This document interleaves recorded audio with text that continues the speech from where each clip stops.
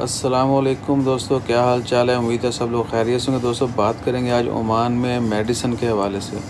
Oman میں پہلے جو ہے میڈیسن بہت ہی لو لیول پر بنائی جاتی ہیں، بہت کم یعنی میڈیسن جو ہے بنائی جاتی ہیں جن میں صرف کچھ پلز اور کیپسولز وغیرہ وہ شامل ہیں، جبکہ باقی ساری چیزیں ہم باہر سے منگواتے ہیں۔ تو عمان میں اب جو ہے 5 نئی فیکٹریاں لگائی گئی ہیں میڈیسن بنانے کی۔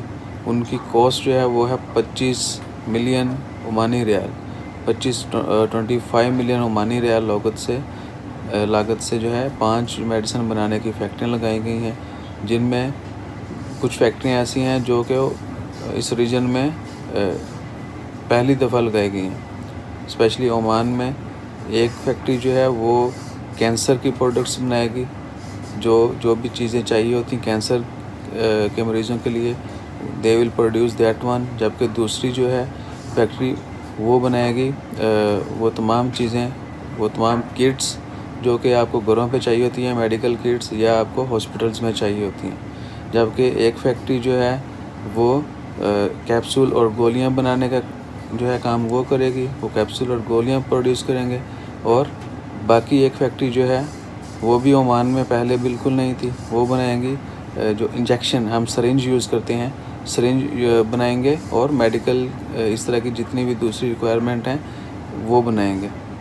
تو عمان میں جو ہے میڈیکل کے شعبہ میں یعنی ایک ترقی ہوئی ہے، اور عمان نے 5 جو فیکٹریاں لگائی ہیں انشاءاللہ جلدی اتھارٹیز کے مطابق جلد وہ اپنا کام شروع کر دیں گی۔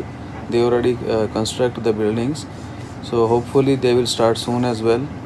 دیکھتے ہیں انشاءاللہ، اللہ تعالیٰ خیر کرے اور اللہ تعالیٰ ان کے کام میں برکت ڈالے۔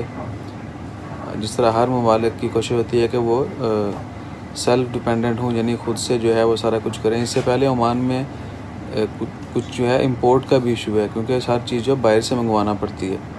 تو ایک فیکٹری وہ تمام مٹیریل بھی بنائے گی جو کہ میڈیسن کے شعبہ میں جس کی ضرورت ہوتی ہے۔ سو اب وہ یعنی کیا کہ سیلف ڈیپینڈنٹ کی طرف جا رہے ہیں۔ امید ہے کہ اٹس گڈ انیشیٹیو، ایک اچھا اقدام ہے۔ اللہ تعالیٰ برکت دے، اور اسی طرح جو ہے ہر ملک پھلے پھولتا رہے، اور دعا کریں۔ ہم تو ایکسپیٹ ہیں، خارجی ہیں ادھر، تو کوشش کریں کہ جہاں بھی رہتے ہوں ایک اچھا جو ہے امپریشن چھوڑیں، اور جہاں پر رہ رہے ہیں وہاں ان کے لیے بھی دعا کریں۔ سو اللہ تعالیٰ سب کو کامیاب کرے، ترقی دے، ڈھیروں خوشیاں دے۔